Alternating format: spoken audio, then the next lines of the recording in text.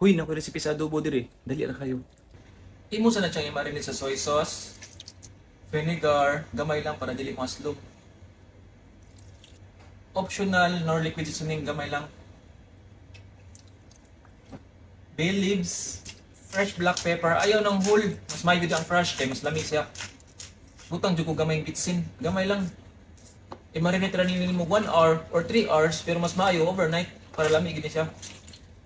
So after marinate nimo, imo sa ni siyang pritohon ng kadali, igura nga murag brown para motup iyang marination para lami siya ni luto niya. Igura gud siya mo brown kay lutuon pa man niya balik. So after pritohon, kuhaon ng oil, dili na gamay lang, tapos magisa ka og garlic.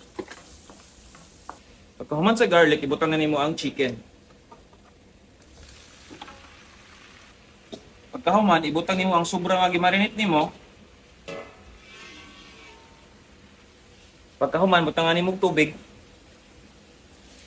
So takban lang jud na nimo para maluto gyud dayon siya. So pag check nimo daghan pag tubig gani ang imong adobo. So ang diskarte nimo na imo ra siyang kuha na sa takob para mo reduce ang iyahang tubig para mo evaporate siya. So mailan na nimo og luto na ang manok kay mobuwag na ni siya dire. Makita na bitaw nimo ang bukog bitaw ug mobuwag na ni siya dire. So ayaw kalimot og bali-bali ha.